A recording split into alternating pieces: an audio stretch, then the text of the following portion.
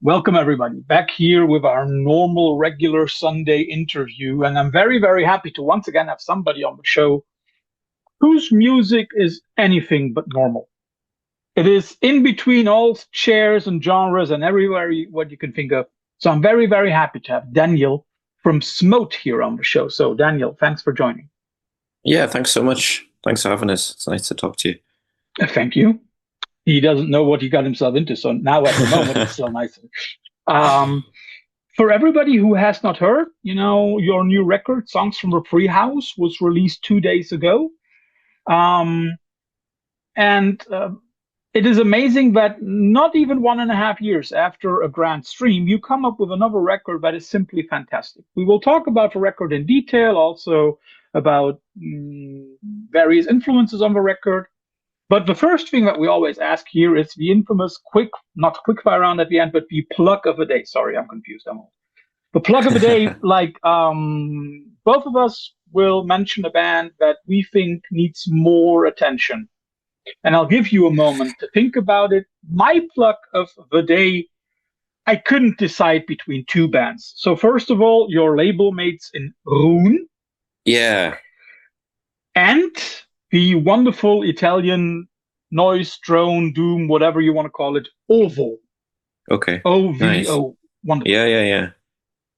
Daniel, any project that you would like to plug that you have not been involved?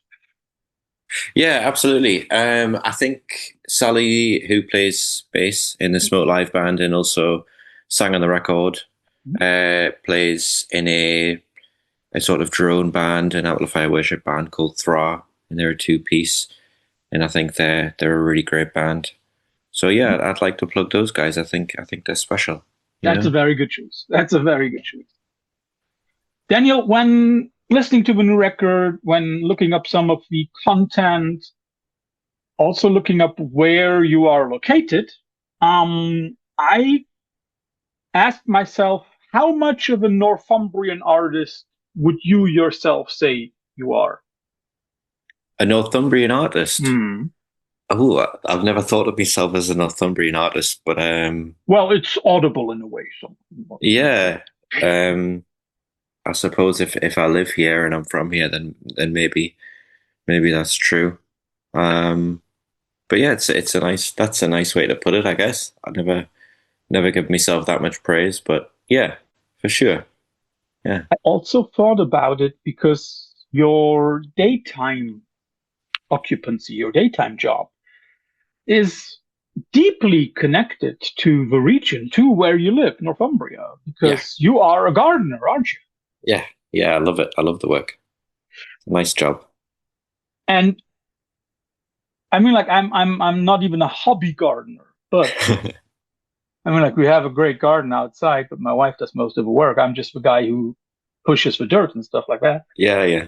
But um, I mean, is that also in a way something that gives you time to reflect on Smote? Yeah, for sure. Yeah. Um, and I guess I only realized this on this record. And it's briefly touched on in the press release, but I guess the whole atmosphere of Smote, which um, I've never specifically reflected on what it is because I don't think it is anything specific. But that directly reflects the work that I do during the day. I think there's a little line in the press release that's phrases it as it's dirty and it's hard, but to some people, not everyone, which is fair enough, but to some people that's very comforting, and it's a nice space to occupy, you know.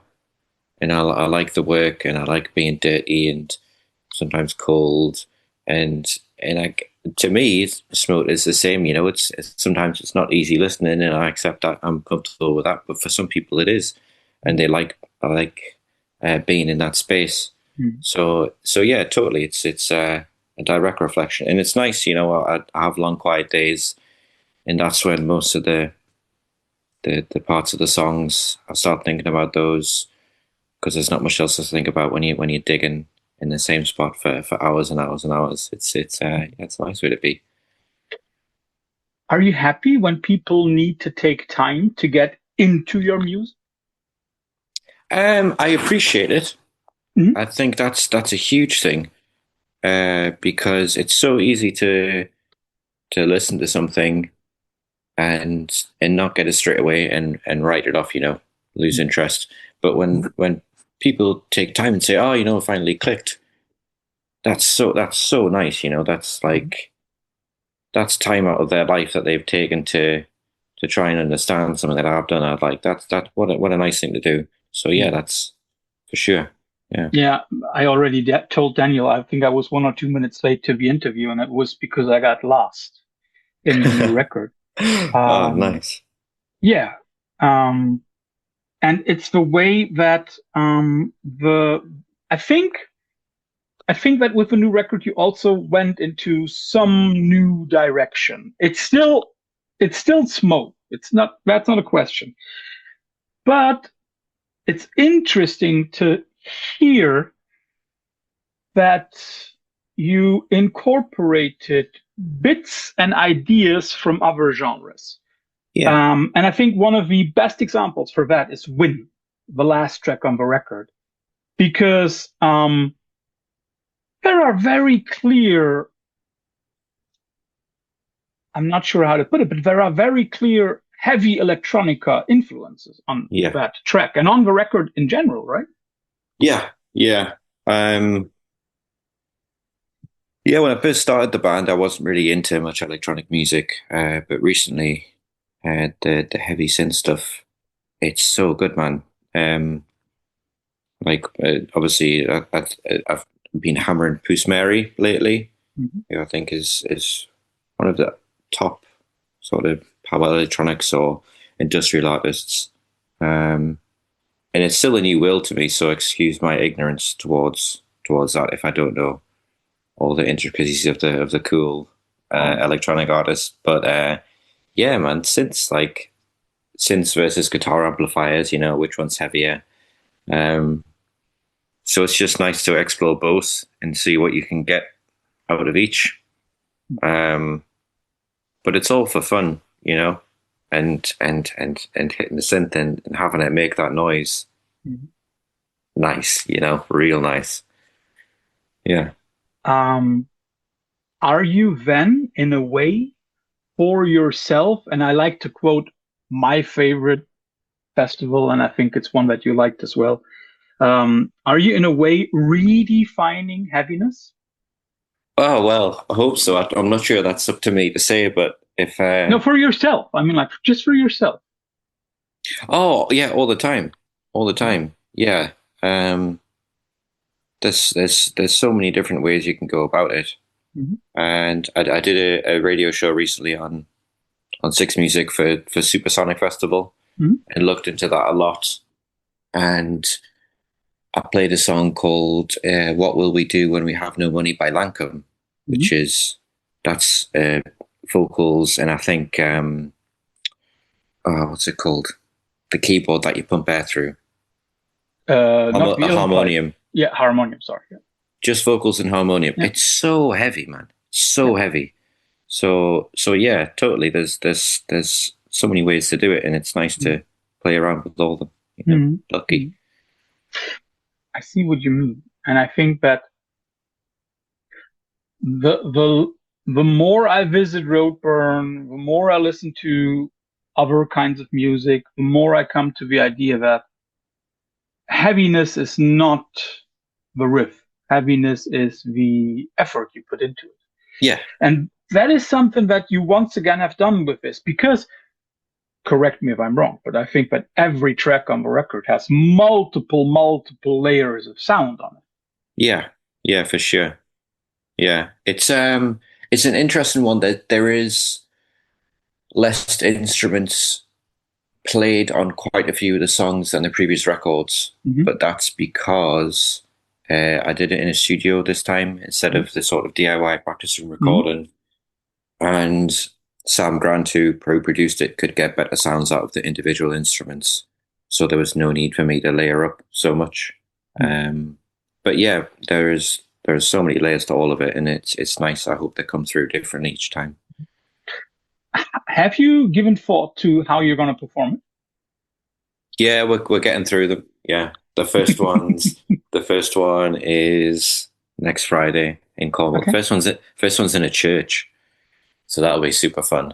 But yeah, we've learned the songs, and put the live spin on them. We sort of change them live and alter them, and we continue to do that the more we're playing them. So they're almost sort of blueprints for the live set. But yeah, they sound good.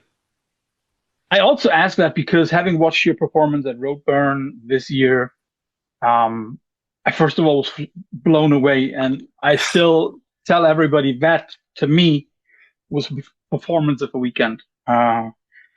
Because you had so many people on that tiny next stage. I think it was something like 10, 11 people on stage. It was 8. It was 8. Oh, it seemed much more. It seemed as if I was seeing 20 hands on stage. Will you also have as many people on tour with you? 7, 8 so people? For this tour, we have 5. Okay. So 2 guitars, drums, bass, 2 synths, who we mix and match, and a viola, which is a new addition to the live set, which is really nice. But we mix and match, like Ian, who does One Leg, One Eye, who played Roadburn with us. He did a few shows with us a couple of months ago. So people drop in and out whenever they're free. I think there's been around 30 members of the band so far, and it's always open to whoever wants to come and play. They can come and play. First of all, for everybody who watches this on the Sunday when it's released on October 19th, there are still 6 opportunities for you to watch Smote perform the tracks, starting today in Preston and then going all until next Sunday with Newcastle. And there is also a gig in Tudmorden in the middle of December. So you still have a lot of opportunities. If you live in the UK, you still have a lot of opportunities to watch Daniel and his live mates perform. The way that you describe it, especially the live setting, it sounds as if live Smote is much more of a collective. Yeah. Is that also nice for you to see? Okay, I'm doing most of the work myself. For this record, I think you recorded everything apart from the contributions by Sally and Ian.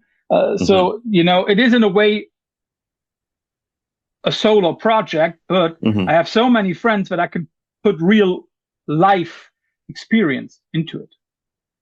Yeah, it's a really nice way to do it because it's quite free, and like so much credit to the people that play in the live band. They are why the live performance is good. They make the music good live. So endless gratitude to them. They're good people and they know what they're doing. So it's nice to have their input, and everyone brings their own thing. We talk about stuff, we change stuff that doesn't work live. So yeah, total collective. I think it's nice to have people come in and out when they can. Is that also one of the reasons why this year you released a live record with Clip-On? Yeah. It's just nice to capture it, Yeah. And some of those songs are like 4 years old, so we've changed them constantly since they've been released. So they've quite like a few of them in particular have changed a lot. And it's just nice to have that as a memory, Yeah, like an audible glimpse into what Smote was 2025, right? Yeah. The other thing that struck me already by looking at the record is, and I made sure that I wasn't totally off with my thought, looking at the other records by Smote, and looking at the covers in particular, I had the feeling as if Songs from the Treehouse is the one with the most abstract cover? Uh, yes and no, I think. Okay, thank you. Please, then correct me and prove me right. Sorry. Both. I'm happy for Uh, that. Most abstract. Because on a Grand Stream you had a horse. On Yeah. Gnoc you had the bushes that were being cut. Yeah, yeah. And before that you had real sometimes medieval imagery. And now you have something that of course resembles human being, Yeah. but in a very, very abstract way, doesn't it? Yeah. Yeah. I'm sorry, I'm just trying to piece it together.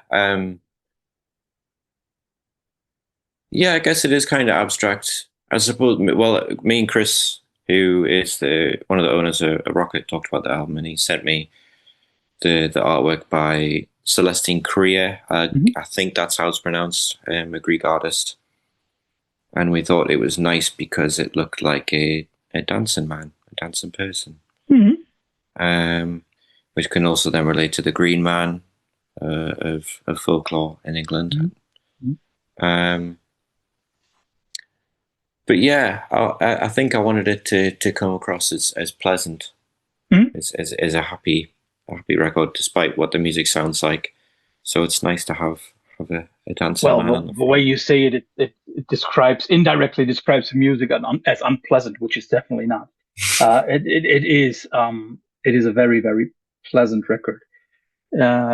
If you put your ears into it, I think there is something right when you say like, okay, it's something that you cannot digest in one sitting. That's true.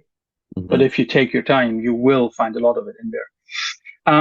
We have mentioned that, okay, Smote has always been, and also with this record, it's somewhere in between. And I was thinking, and here I would like to come back to the place where you're living, Newcastle. It's not quite Hadrian's Mm-hmm. Wall, but it's very close to it, right? It's close to borderlands, England. Is that also one of the reasons that you grew up in an area or that you live in an area where borders are there and still unimportant? And that is also something that is in Smote. There are borders, but you just simply sometimes ignore them. Uh, wow, I've never thought of that. Sorry. No. Yeah, no, I've never put a conscious border on the work. Mm-hmm. Um, but I suppose I do want it to fit within certain parameters that Mm-hmm. that I personally like and I Mm-hmm. enjoy, which do inherently relate to me within this region. Mm-hmm. So yeah, possibly. Yeah, it fits I also for me thought about it. geographically as well. Hmm.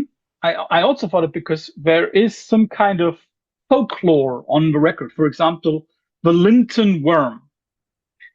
I had to look it up. Maybe you explain what the Linton worm is. Yeah, it's great. I mean, the context of the how I know the Linton worm is nice as well. The farm that I worked at for a while, which I recorded a Grand Stream at, Mm-hmm. um, which is in the borders, in the Mm-hmm. Scottish borders.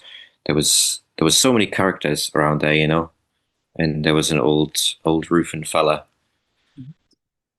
who, he was too old to be working. I couldn't understand what he was saying. Really, really, really nice person, and he was so enthusiastic to tell us his story because the geography is very interesting there. It doesn't look like many other places, and the story is that there was a worm which is essentially a dragon, maybe with wings, maybe without wings, and it was terrorizing the local town and eating a bunch of sheep and stuff like that. And a fella The only called thing that I John de didn't find Somerville. was raping virgins. Otherwise that worm did everything. Yeah, no, uh, no, none of that. There was a knight called John de Somerville came up from down south and basically put a spear with burning peat down the worm's mouth, and the worm went back into its lair and thrashed about so much that it collapsed the hillside, which is why the hills look the way they do there now. And it's really nice because there's a church that you can see from the farm, and there's a plaque above the door of the church dedicated to John de Somerville, which I think is nice. That's like makes it feel a bit real, maybe. Yeah.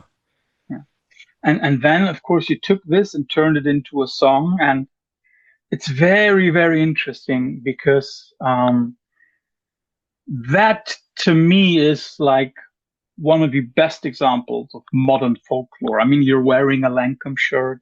There have been loads of people interested in folklore and how you can transfer that into a modern soundscape.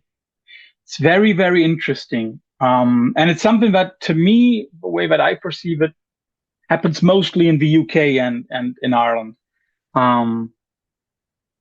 Do you think that in a way this is not a looking back, but a trying to blend time, bringing old and new together? Yeah, I think so. I think it's a way of connecting, but also of keeping it relevant.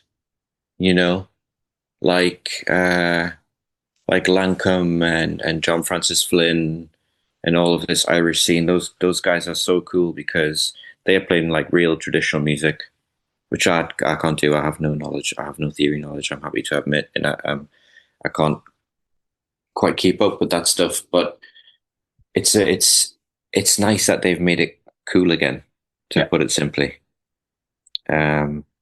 Because a lot of the time when people listen to that music, it's like, it's a bit twee, it's like old music. So it's a super cool thing that's happening at the minute, that this style is cool again. So it's nice to enjoy it. Would you agree that they were able to take folk music out of the pubs, to take it to take it away from the pubs and to move it to different places? Yeah, for sure. Yeah. Although, of course, we have to agree that there is nothing wrong with a good folk band playing a pub Friday evening. Awesome. Yeah, it's awesome. We love it. And then you take folklore and you combine it with very modern sounds. You yourself are doing that, even though you don't think you are, but you're taking some of the traditional ways of making music, telling stories, but you put it into very different soundscapes. I know, let me rephrase it. Many people always say that there is this dichotomy between old and new, old-fashioned and modern. I would venture to say that there is no such dichotomy for you. No such paradox. No. Because it's all going towards making heavy music because it feels good, basically. And as we spoke about earlier, there's many ways to do that. And in a nice way that I like to think of it is, you got the doom guitarist folks that like the amplifier worship and that big rig sound. Everyone's just trying to make the guitar sound like a pipe organ. That's true. Like it's come to think about it, it's not so different. I have to talk to my friend O'Malley about that one. he would probably agree, because I mean, like, remember they did so much stuff with Anna van Hauswolf, and her instrument is an organ. Yeah, that's true. Yeah, but at the same time, there are artists. It's just that.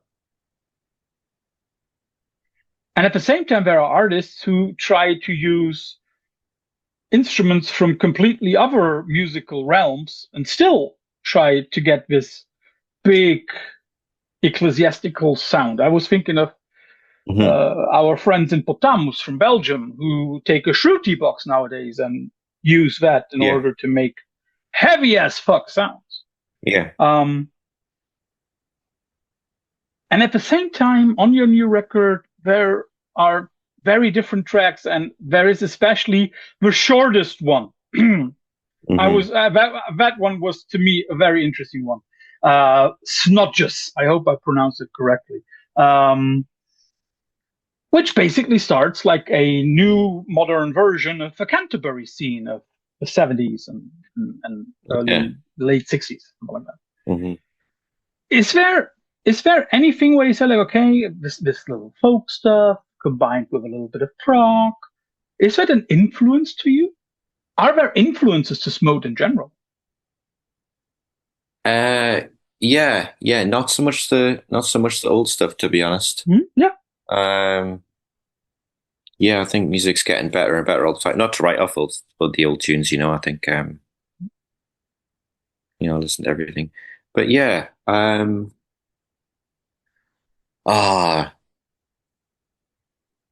to fully admit it, John Francis Flynn, I think that guy absolutely rips, Hmm. and he's got a couple of flute tunes, um, and I thought that looks pretty fun.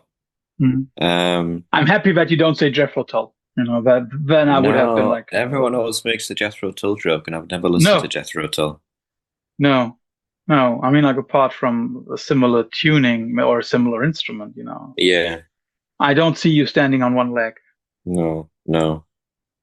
Um, but yeah, like I said, like power electronics and stuff like that. Mhm. It's just nice to see what you can do with something simple, Mhm. which is what that song is. It's a repeated riff.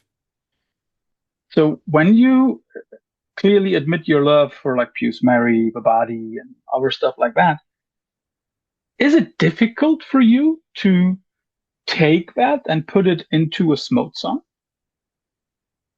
No, no, because I couldn't do what they do, Hmm. and I'm not trying to do what they do. Hmm. Um, yeah, I'm not embarrassed about liking artists No, and no, no, and taking influence don't from get me people. wrong. Don't get me wrong. Yeah. I was just thinking like, if you are writing a song and maybe all of a sudden you come to this, oh, that would maybe feel good with something inspired by the body. I Mm. mean, like nothing on your record sounds like the body. Hmm. Um, but I can see the influence. But then again, I'm asking myself, okay, how does Daniel go about when he feels, okay, this might be good for an electronic part? Does that nowadays come natural to you, or do you really have to sit down and think about it? Uh, no, no, there's not. I won't lie. There's not a whole lot of thinking. Good. But yeah, it is influenced by the stuff that I enjoy at the time. But there's not. I don't like piece it all together Mhm. and like have these walls with all these connections and stuff. Mhm. It's like it's. I think it all happens quite naturally. That leads me to a question that I then have to ask. Are you writing the songs straight away, or are you writing parts that you afterwards put together? Um, I don't put the parts together. The songs like they're pretty much written Mhm. as they come, Mhm. and as I play them and record the demos, I'll listen back and say, okay, that's like way too long, or that's too Mhm. short, and or that maybe needs to change there. Mhm. But yeah, all the songs stay in their own place. There's not like chopping and Mhm. changing Mhm. and stuff like that. So when you Mm. say you demo them, you record them, and then you listen to them, how many different versions does a song go through? Or let's take Win. I think Hmm. because to me that's one of with the most diverse soundscapes in it. Hmm. How long does it take for you, or how many versions did it take for Win to become what it is nowadays? Two, three, One, four? one. So that I had the demo, and that was the quickest one on the record. Um, because I wrote that from the synth part, the hammering, Mm-hmm. MS-20. Uh, yeah, that one came so quick. And so I had the demo and then went in with Sam at Blank Mm-hmm. Studios, Mm-hmm. and we just layered up whatever would needed Hmm. swapping out. So my drum Hmm. recording was trash, and the guitars didn't sound so great, so we recorded that. But the synth is the original Hmm. part. That was first take, Wow. first time I played it.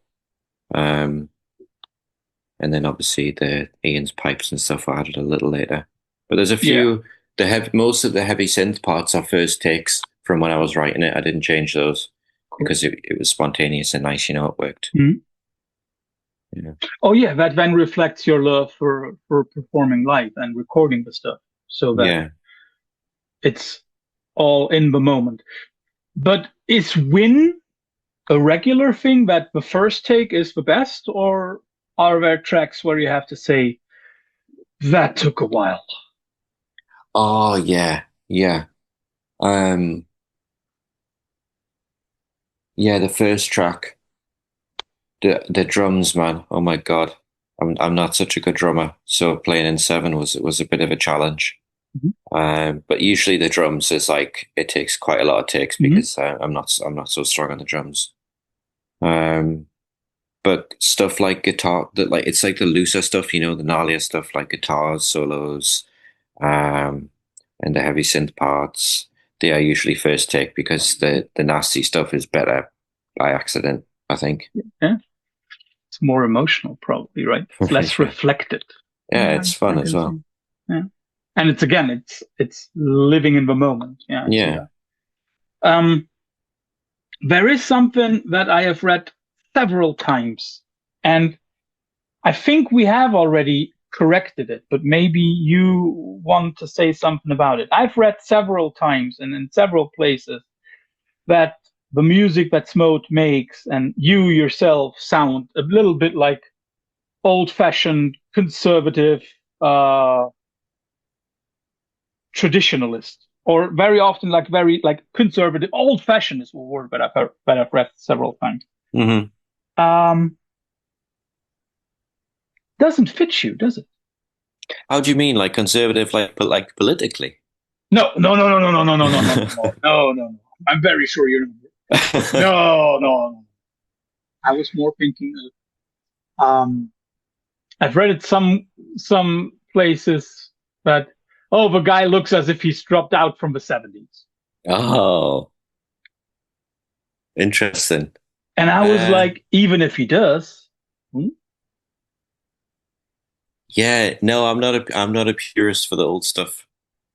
Uh, very much for modern times. Although I think that like aspects of my life maybe reflect that, like enjoying the Mhm. physical work, and uh, I like old cars and motorbikes. But apart from that, not really. Like musically, definitely not. Yeah, that Um, I think that should have become clear through this interview by now. yeah, Interesting. yeah, Because I never thought about you as a traditional person, because no, there is not a lot of traditional stuff on Smoke Records, at least to no. me. I have mentioned that one performance that you did at Roadburn. Hmm. Uh, how was that experience for you? You were playing last on, I think, Yeah, Saturday evening. yeah, It yeah. was the last performance. I said already it was the best performance, but how was that experience for you? Yeah. How early did you get there? Did you see the setup What do you mean? If I when we saw, were like when we were like checking everything oh, and I, setting up? I, I only came in after like the middle of the first song. So I have Oh, to admit okay, I thank was God. jumping, but uh, it was already clear for me that I'd stayed till the end. And I was proven right. I've told my Yeah, friends, like, keep an eye on that performance. And they were like, nah. And I remember one of them going in with me, and afterwards he said the same thing that I said. Best yeah, that performance of was a weekend. But how was that performance for you? yeah, it was amazing. It was amazing. So lucky, like so humbled to be able to do that because the people that I asked to play in the band, they're pop stars to me, like So it was John Perry from Nod, who I've been a fan of since before I played in bands. Lisa from Flowers Must Die, who was one of the first rocket bands I got into, and Ian from Lancome and One Leg One Eye, and Adam from Pigs, who are sort of local heroes. So yeah, it was nice. The deal the pitch was that we would perform the album at Roadburn, but do it with guests. That was sort of the deal, so to speak. And I had a funny day. I was like, who am I going to ask? Who will I ask? And like thinking, we should do it with friends that you know. And then one day I was like, well, fuck it. You may as well. There's no harm in asking. So I didn't really know any of the. Well, I didn't know Ian. I didn't know John so well. I didn't know Lisa, and I just messaged him, and everyone came back and said yes. That was nice. They all came to stay in Newcastle the week before, and we rehearsed, and they stayed at my house. So the whole couple of weeks was really special. So huge thanks to those guys. Then that strengthens the collective idea even more, right? It's like very tight-knit community. I can imagine. And like the way you describe it, I would say it was audible on stage because the way that you guys performed all those tracks, it gave me at least the idea as if you've been playing together for several years. It sounded like one experienced band who had done this over and over again. So that is definitely something. That's nice. Yeah, that's really nice. Yeah. So, I'm very sad not living in the UK, so that I have no chance to see you perform. Still hope that I might catch you somewhere in Europe. Well, whereabouts do you live? Middle of Germany, Frankfurt. Germany. Okay, maybe we'll see you in May. Is that a hint? Maybe, yeah. If not September, if not in May, 100% next September. Oh, everybody heard, but I got now witnesses. Yeah, and I think to point it out once and again for everybody, Smote records are great, really great, but watching them live is a very different level, because with some of those things at first I was unsure how he would do it, but Daniel had a way to find good musicians and to give them the right spot, and they delivered to full perfection. Daniel, first of all, thanks for all the insight into the record and into the way that you write your songs and everything. But nobody gets through the Veil of Sound without the infamous quickfire round at the end. Okay. You will always get two alternatives, and you have to choose one and maybe give a short explanation. Okay. I will give you two records by Puce Mary. Persona versus Success. Which one would you rather listen to right now? I listened to Success today, actually. So in the car, and yeah, I think Success is the one for me. Yeah. Okay. Mm-hmm. The Body, and I wanted to find a The Body record without a collaboration on it, which is a hard thing. I found out. All my first choices are like collaborative efforts, but of course there are a few and enough to choose from. So I chose No One Deserves Happiness versus I've Seen All I Need to See. Which one's the one with Planet Earth on the front and like a cross? I think it is all. I've seen all. I think it is. I need to see. Yeah, it's that one. I think the drum sound is absolutely insane. It's like explosions every time he hits the drums. I think that one. I mean, most of the records are, but yeah. And now I am putting you on the spot because I think it's a very nasty thing to ask, but nevertheless I will. If you had to choose one of those two projects, The Body versus Puce Mary, to work on a Smote record or track, which one would you choose?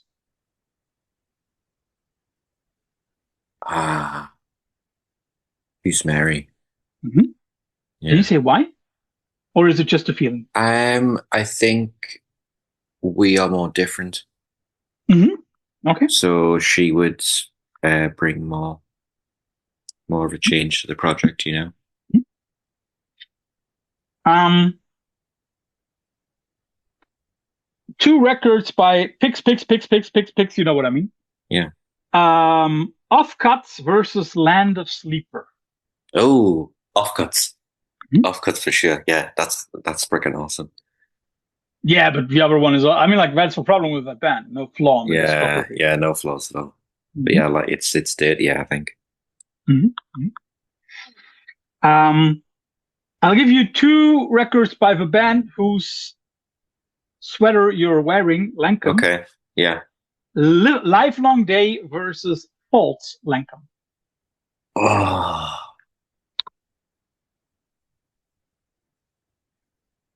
false Lancome. Mhm.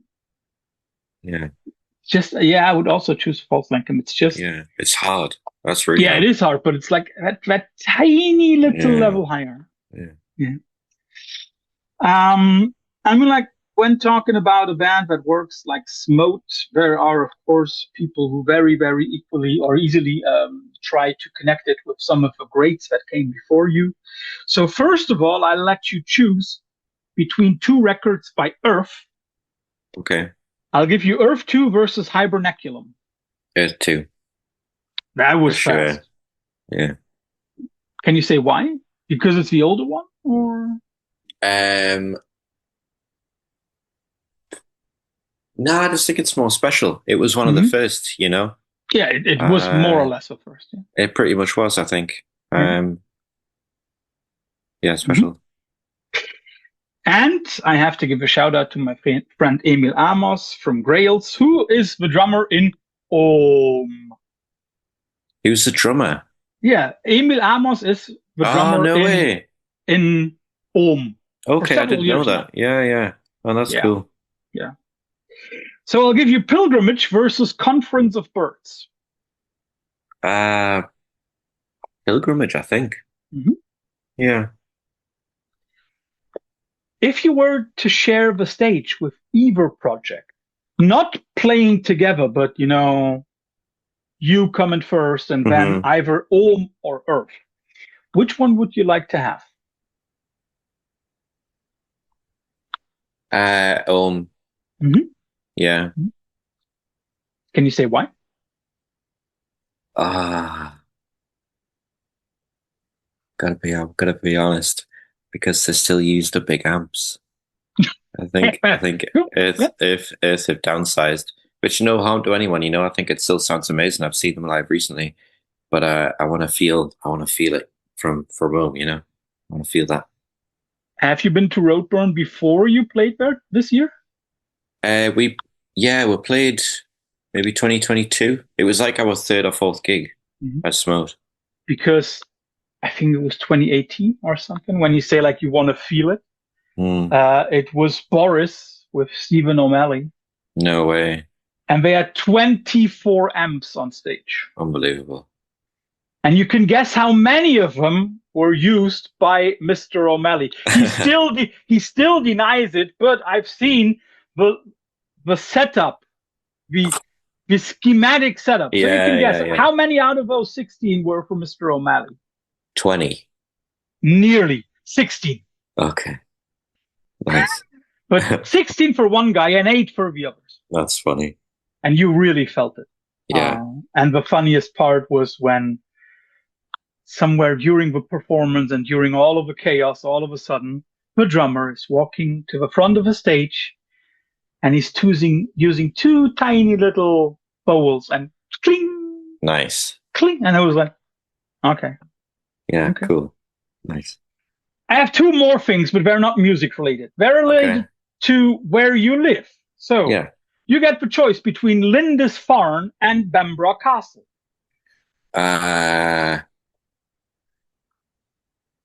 Bambra. Hmm. The castle's more impressive. Yeah. And I It's think big. there's more left of Bembrough Castle than there is of Yeah, yeah. Lindisfarne. It's have you been? It's huge. You want to know how I know about Bamborough Castle? I'm an English teacher by trade. Oh, no And way. in one of the books, I don't know why, there is this family living somewhere, I think in Nottingham, but they do Yeah, a weekend trip. And where do they go? Bamborough Castle. And I was like, nice. what the heck? Yeah. The last one, and I'm not sure whether you will be able to answer because so many musicians are not into football. Mm-hmm. I can't understand that, but I'll nevertheless give you Sunderland versus Newcastle. Oh, I've got to pick Newcastle. Yeah, Local just because. pride. Yeah, yeah. I'm not into football, but I will pick Newcastle for sure. Yeah. At least they now have a title after, I think, 60 years or so. Yeah, no, it's crazy, crazy.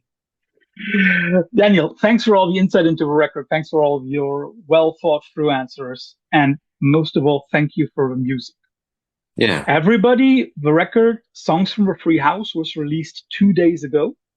If you haven't listened to it yet, it will probably be the best record released on October 17th. So do yourself a favor. Together with the Wolven Nest record, also a great record, but Smote is really, really something special. Daniel, your chance for final last words. Ah, ah. Make sure you go outside. I think that's important. Oh, yeah, Yeah, don't get stuck inside too long. That's my last word. that's a good one. So, Daniel, Yeah, enjoy the rest of your evening. Thank you. awesome. Thank you so much for talking to me. That was really nice. My Yeah, pleasure. Thank you. yeah. Bye bye. Have a good evening. Bye bye. Bye.